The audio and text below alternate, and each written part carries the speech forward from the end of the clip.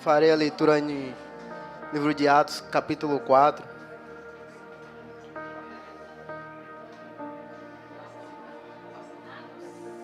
Atos, capítulo 4.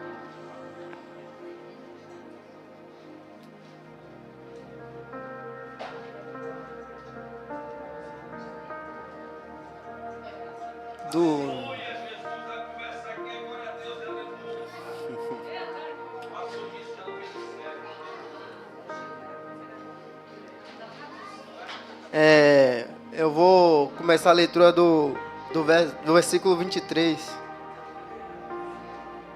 Qual é o texto, meu irmão? Atos, capítulo 4, versículo do 23 ao 31, ao 32. E solto eles, foram aos seus e contaram tudo o que lhe disseram os príncipes, os principais dos sacerdotes e os anciões. E ouvindo eles isto, unânimes levantaram a voz a Deus e disseram: Senhor, Tu és o que fizeste o céu e a terra, e o mar e tudo o que neles há. Que disseste pela boca de Davi teu servo, porque bramaram as gentes e os povos pensaram coisas vãs. Levantaram-se os reis da terra e os príncipes se ajuntaram a um contra o Senhor e contra o seu ungido.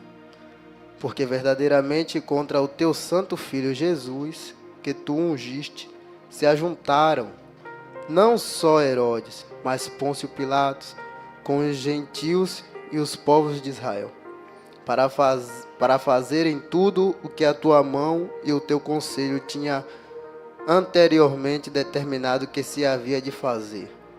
Agora, pois, ó Senhor, olha para as suas ameaças e concede aos teus servos que falem com toda a ousadia a tua palavra, enquanto estendes a mão para curar e para que se faça sinais e prodígios pelo nome do teu santo Filho Jesus. E tendo eles orado, moveu-se o lugar em que estavam reunidos, e todos foram cheios do Espírito Santo, e anunciavam com ousadia a palavra de Deus. Amém.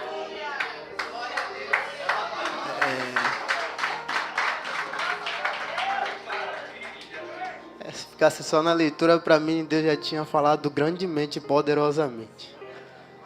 Mas, como o salmista diz, né, na exposição da palavra traz entendimento. A exposição da tua palavra, Senhor, nos dá entendimento. Então, o autor do livro, como o pastor vai dar também o feedback aí, né, falando do livro de Atos, é Lucas. O autor do Evangelho também, que leva o seu nome. Então, nós temos por Lucas Atos, que é um livro de 2 volumes. 2 volumes de um livro.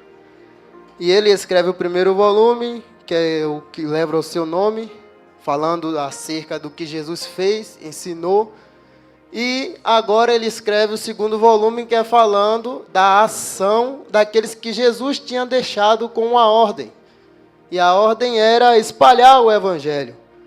A ordem também, primeiramente, foi que os discípulos ficassem em Jerusalém para que do alto recebessem um poder.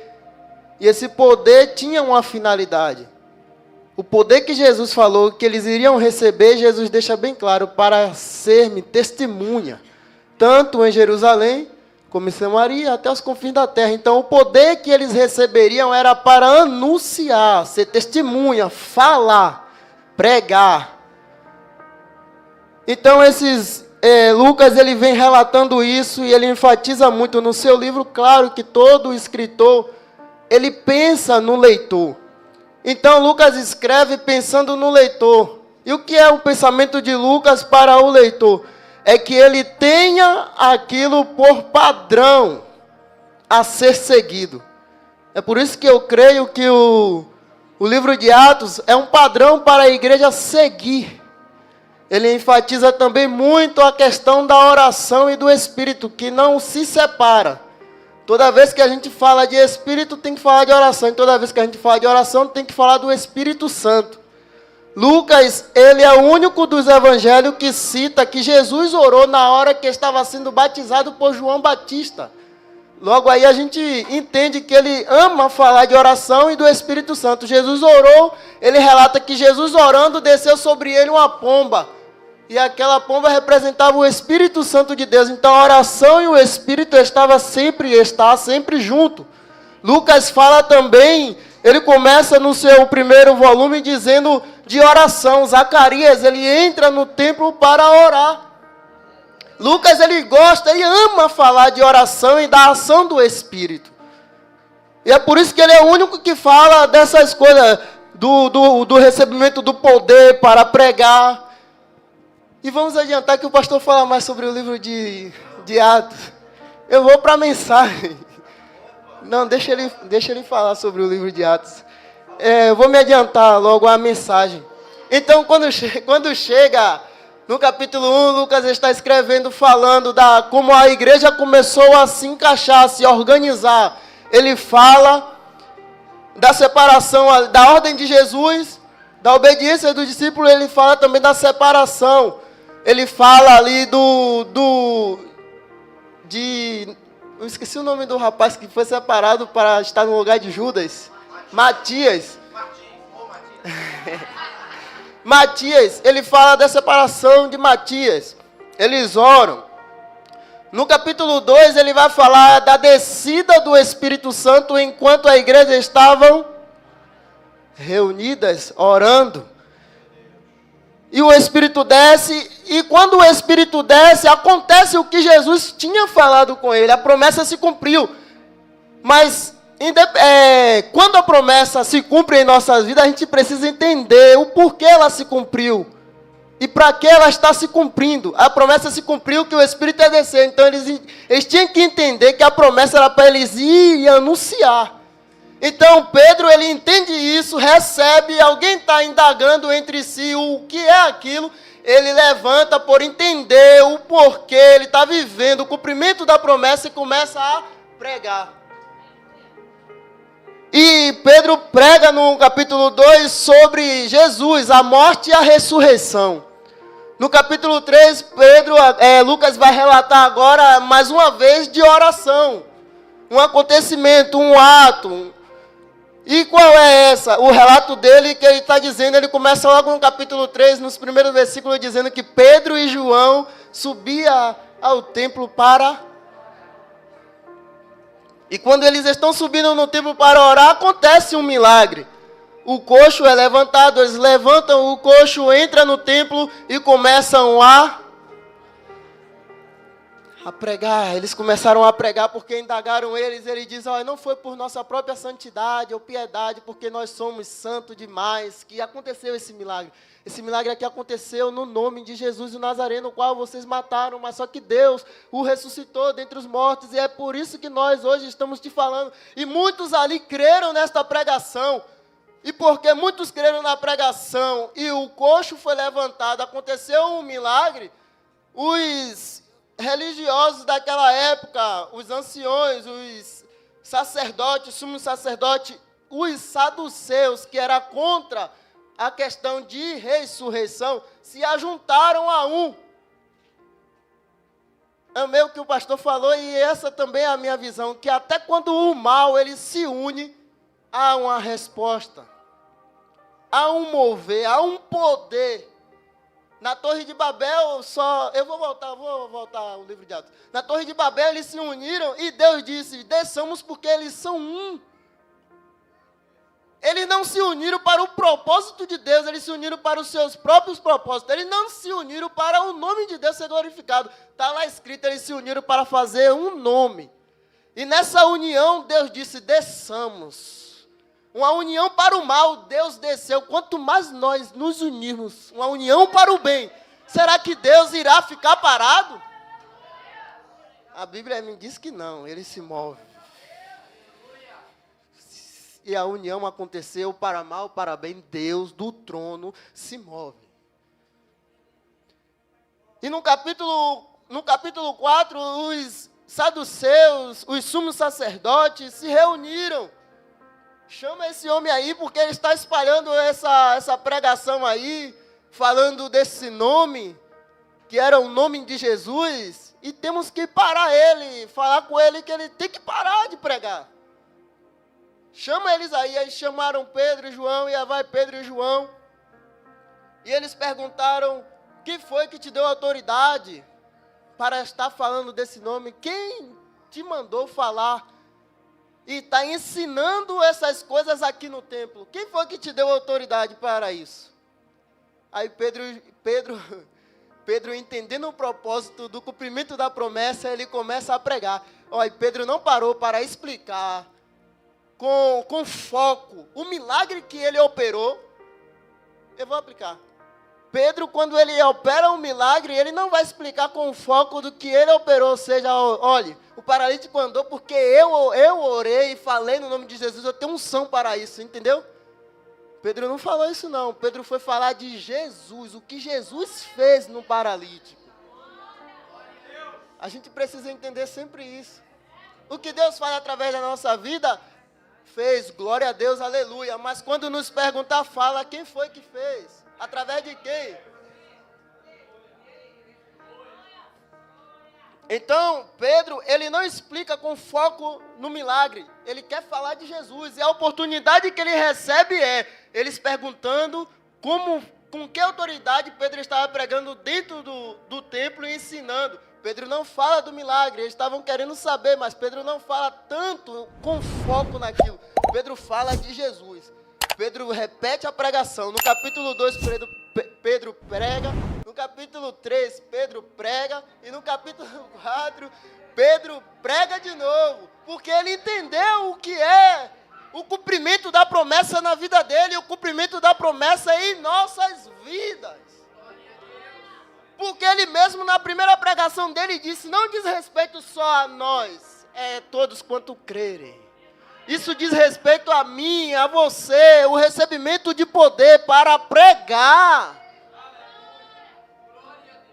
E quando chega no capítulo 4, ele é indagado pelos sacerdotes saduceus.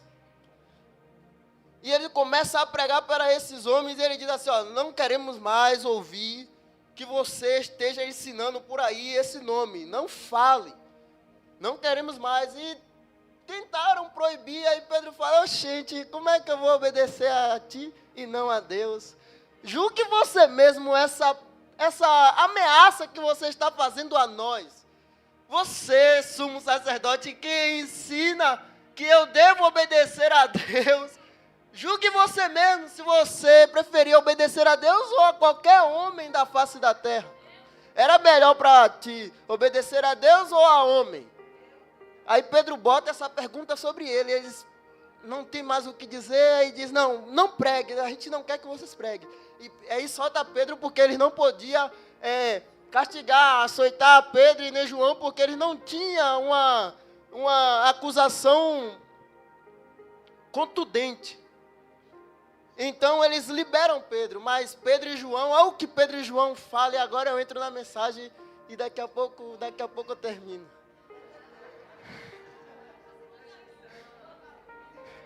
Pedro e João, como eu li no versículo 20.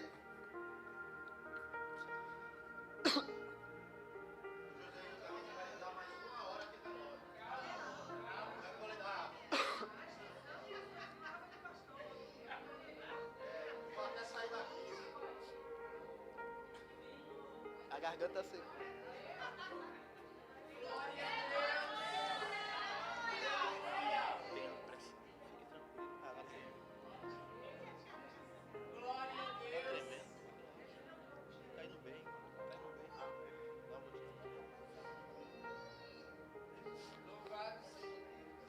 Eles dizem assim, Pedro e João estão agora voltando, porque eles foram presos e indagados, pelaquilo que eles estavam pregando, ensinando, pelo milagre que aconteceu, através da vida dele, no nome de Jesus, eles voltam para casa, para o lugar onde ele e os demais se reuniam. E diz assim, ó. E solto eles quem? Pedro e João. E solto eles, foram para os seus. E aí contou o testemunho, né? Ele diz assim, lhe contaram tudo o que lhes disseram os principais dos sacerdotes e os anciões. Eles foram contar o testemunho. Gente, eu fui, preguei,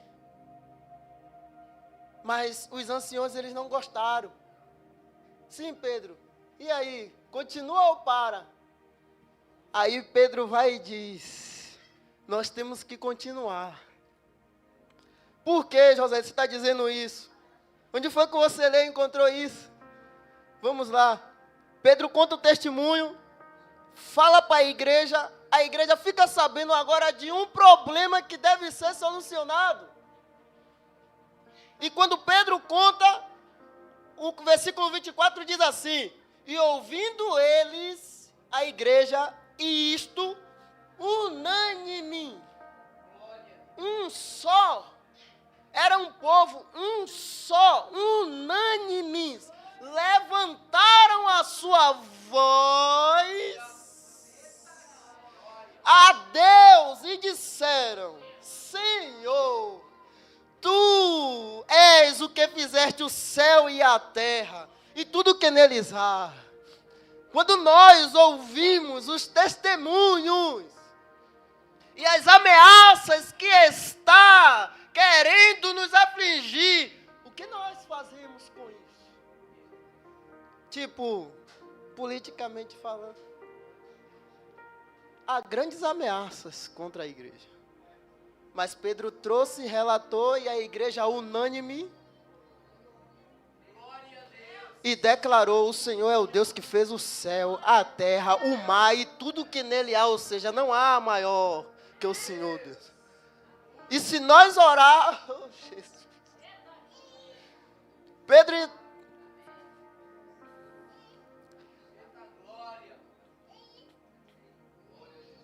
eu queria mais um pouquinho de água.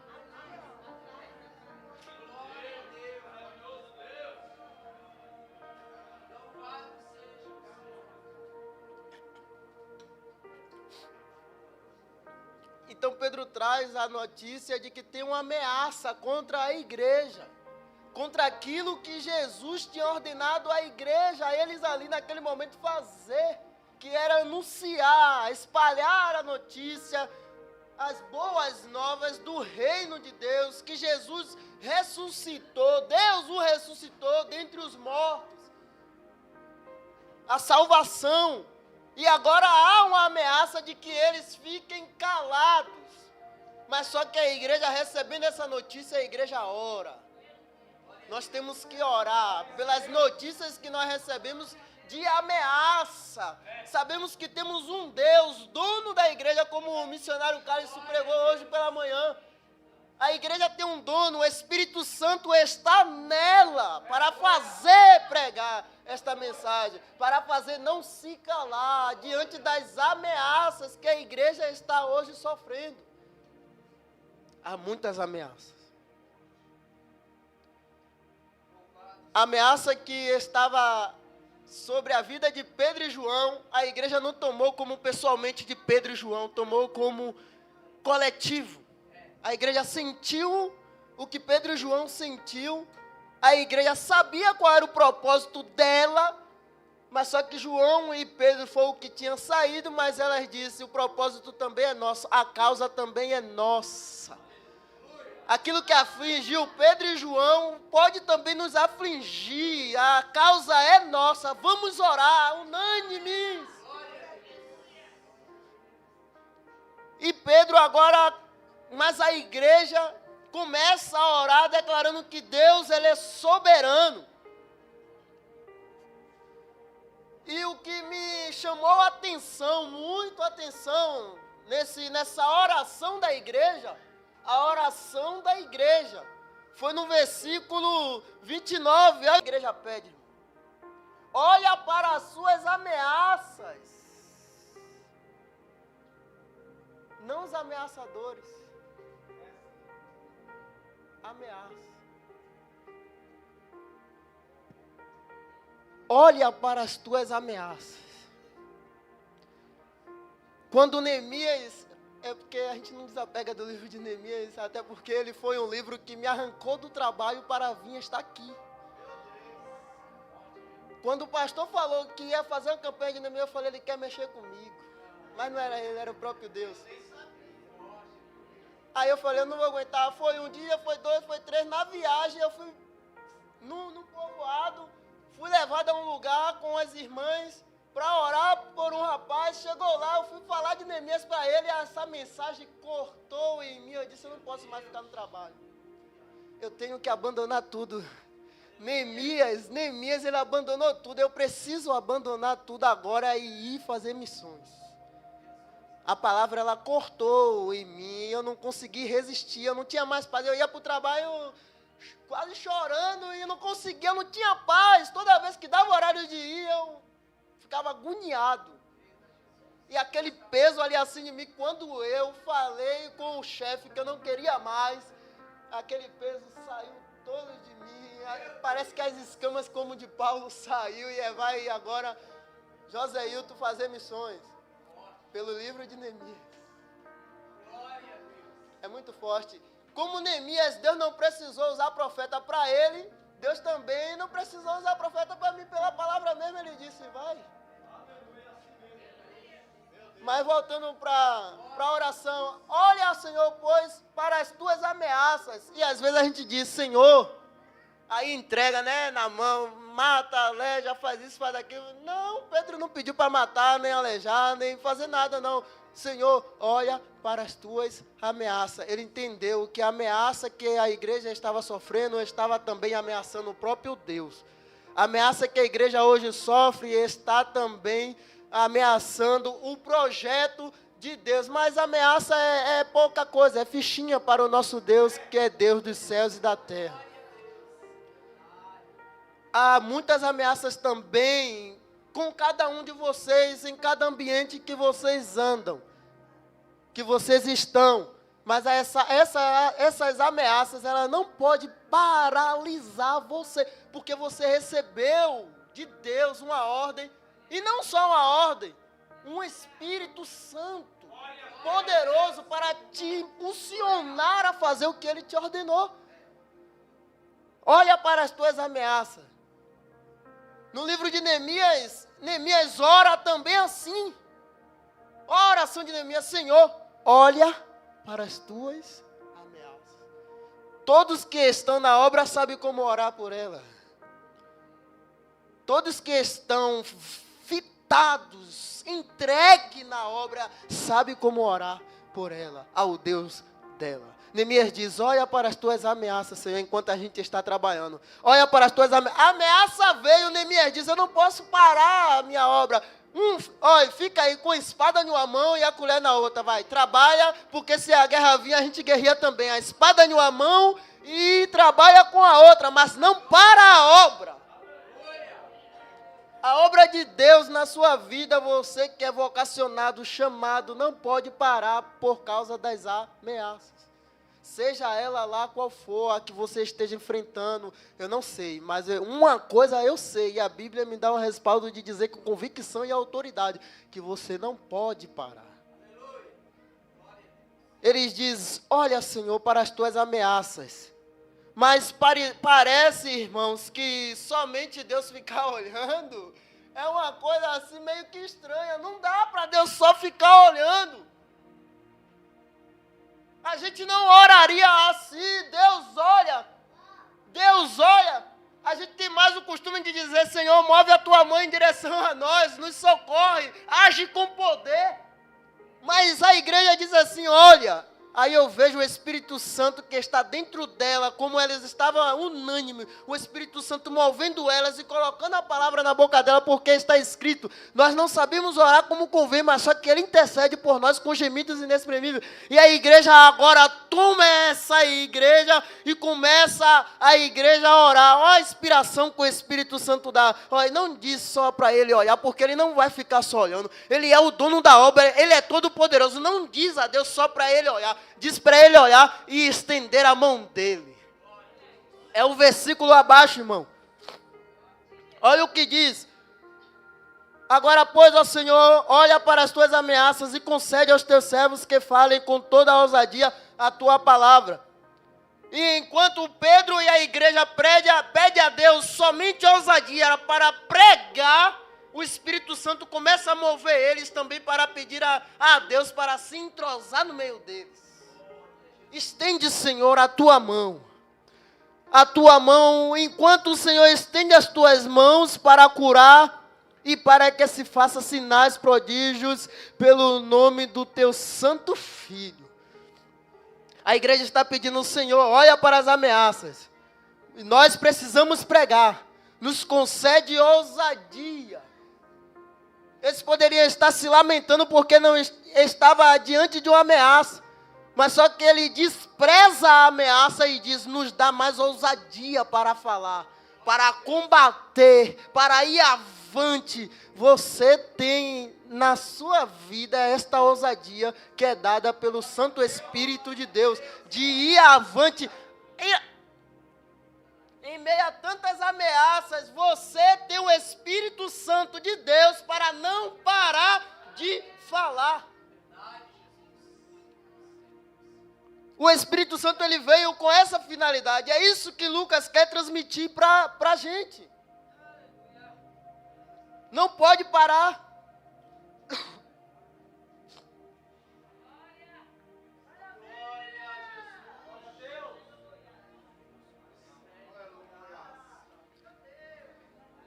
Ele diz assim, precisamos falar com ousadia. Essas ameaças, elas não vão nos parar. A igreja ela não pode parar. Como falou o nosso missionário Carlos aí, aqui pela manhã, a igreja ela não pode parar. O Espírito que está dentro dela se movia na fundação do mundo, irmão. No Gênesis capítulo 1. O Espírito se movia sobre a face das águas. E por que agora dentro da igreja ele vai ficar parado? Não tem como. Ele vai mover. Ele vai mover cada crente, a igreja, ele vai mover. E as ameaças, elas irão ficar envergonhadas. As ameaças, elas serão desprezadas. Foi isso lá na época de Neemias, desprezadas as ameaças. Na igreja, na era da igreja primitiva, foi desprezada as ameaças. Os 300 anos de perseguição contra a igreja, foi desprezado as ameaças e a mensagem continuou sendo pregada. E até hoje ela é pregada. Se há alguma ameaça hoje, ela não vai parar, porque o Espírito que estava lá, ele está cá. É ele quem move e não faz com que a igreja pare.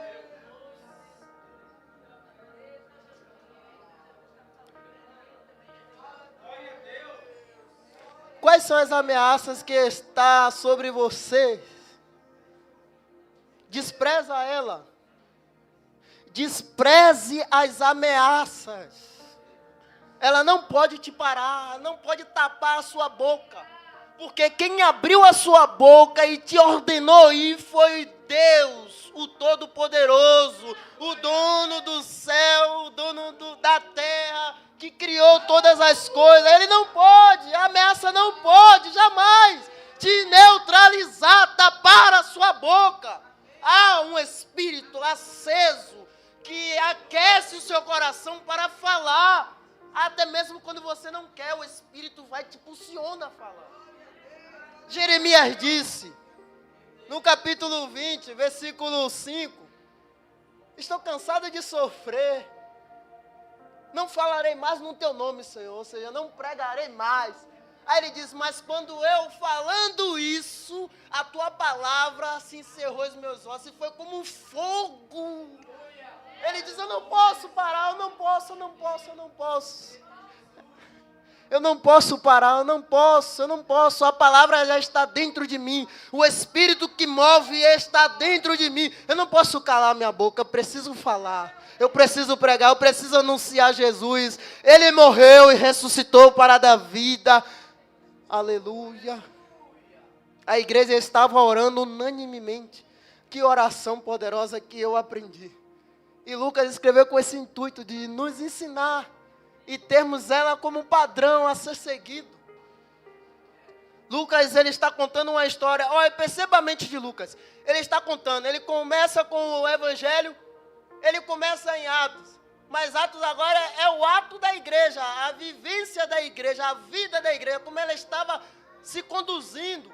E quando ele começa a contar a versão da igreja, do nada você está lendo Atos, daqui a pouco você vê ele falar agora na primeira pessoa. Ou seja, ele está se incluindo. Mas não é no início de Atos. Mas ele conta uma história que agora alcançou ele. E no final de Atos ele não coloca o amém, ou seja, vai alcançar outros. E essa vivência da igreja, esse padrão da igreja não vai terminar. Ele está dizendo isso para os gentios. Começou, me alcançou e agora vai alcançar vocês e outros, até Jesus voltar. A igreja não pode parar. Lucas estava dizendo, igreja continua. Não pode parar. O Espírito de Deus não deu para alguém ficar calado ou parar. Foi para pregar, ir avante, avançar, espalhar a mensagem do reino de Deus. Você não tem um espírito para ficar calado, é para você pregar. Você não tem um espírito para ficar calado, é para anunciar Jesus. E o SS Sertão é um instrumento muito bom em projeto para você se encaixar e falar e cumprir essa missão que Jesus deu a você. E que o Espírito está em você para fazer.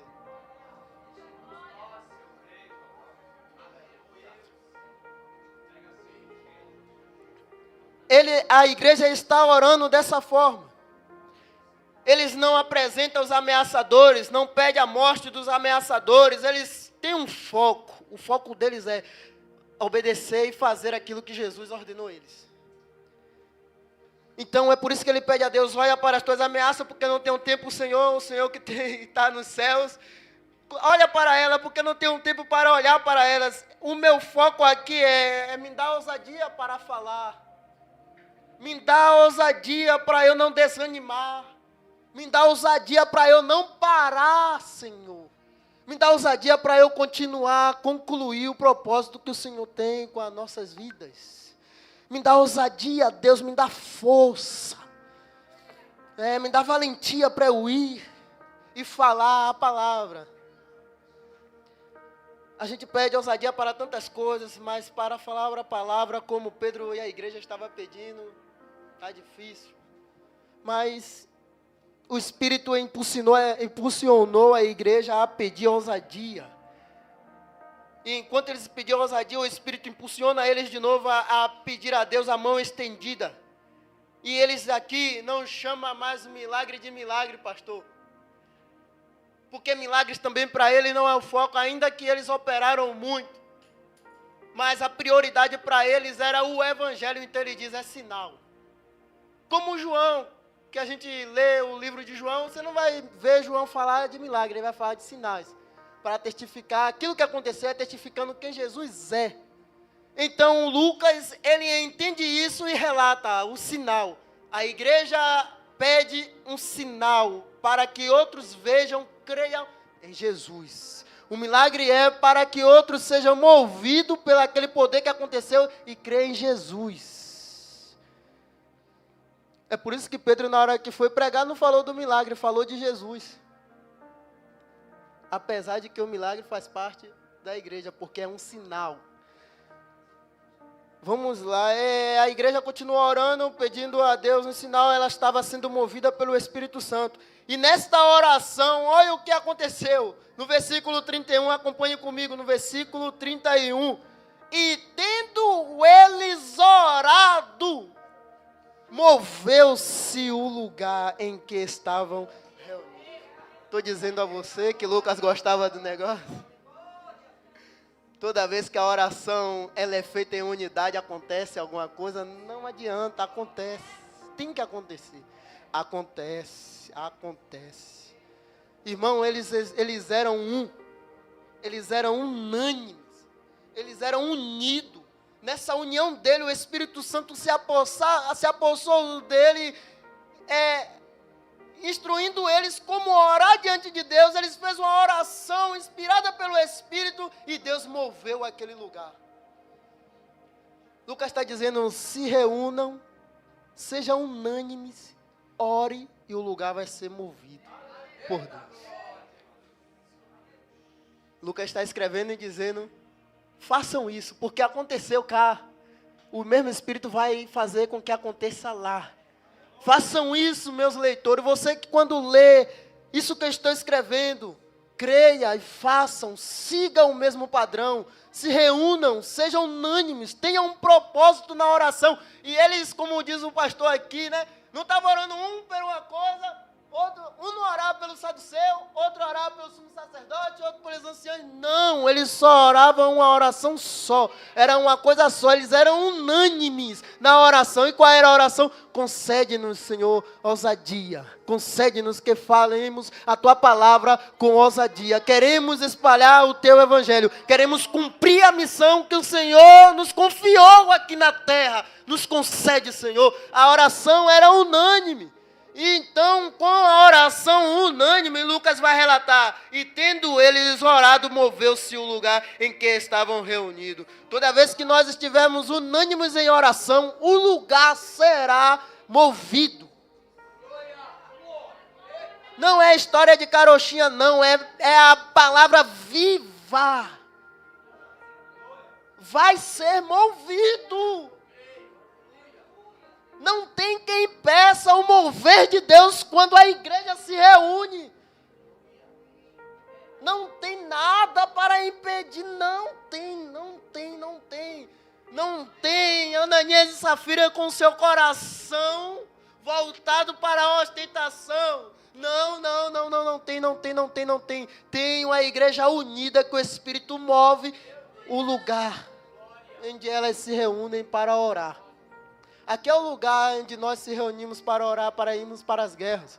Aqui é o lugar onde nós se reunimos quando estamos em jejum e consagração de nossas vidas, nos preparando para a batalha lá fora. Então é aqui o lugar em que Deus também pode mover, como disse o missionário Caio, o pastor Martins e Caio. Aqui dentro está a resposta. O Espírito moveu o lugar em que eles estavam reunidos. E todos foram cheios do Espírito Santo. Eles oraram, aquele lugar foi movido e eles foram cheios. Lucas gosta, porque Lucas gosta de falar no momento do ato que acontece poderoso, ele diz, é cheio do Espírito Santo. Eu posso acreditar que se fosse Paulo, ele não falava que foram cheios do Espírito Santo, ele pulava essa parte. Ele só poderia falar que moveu o lugar. Mas Lucas, ele enfatiza, porque ele quer que os leitores deles percebam que o ser cheio do Espírito Santo é para anunciar a palavra. Então ele está falando de uma questão de um Espírito que move a igreja para fazer a missão a qual Deus confiou a ela fazer. E ele diz assim, ó, todos foram cheios do Espírito Santo. E o que mais? A oração, ela tem resposta, irmão. Apesar de mover o lugar, vem com a resposta. E a resposta para a igreja foi para o que ela estava orando. Ele exaltou, a igreja exaltou, falou de Davi, falou que Deus é criador dos céus e da terra, falou de tudo. Mas na hora de pedir para eles pediram ousadia. E no capítulo 31, na parte B, diz, e anunciava com ousadia a palavra. Ou seja, aquilo que eles estavam orando foi concedido. A unanimidade da igreja orando, movida pelo Espírito Santo, foi concedido a ela a resposta ali dentro. E uma resposta concreta, a resposta que eles pediam. O que eles pediam era que eles falassem ousadamente, e foi concedido isso a ele. E anunciavam com ousadia. Tudo que o pastor colocou em pauta aqui, se a gente tirar para orarmos, com foco em uma coisa só. Não orar por... Eu vou orar por mim, por não sei o quê. Não, eu vou orar por... Cada um ora por uma coisa, aí não move. Não há uma sintonia. Mas quando houver uma sintonia, todas essas pautas que foram colocadas aqui, irá acontecer sem dúvida alguma. Assim como o ar que nós respiramos, esse Deus que está presente, quando nós nos unimos, ser uma oração unânime, essa resposta virá. as providências virão. Todas as coisas chegarão aos nossos olhos e nos alegraremos com Deus, com os irmãos. A união faz a força. A igreja se reuniu para orar por Pedro e a cadeia se quebrou. Então a união na oração unânime, ela tem resposta. Há um mover da parte de Deus. E Lucas estava dizendo, não é só para quem viveu. Alcançou ele. E ele diz, não é só para mim também.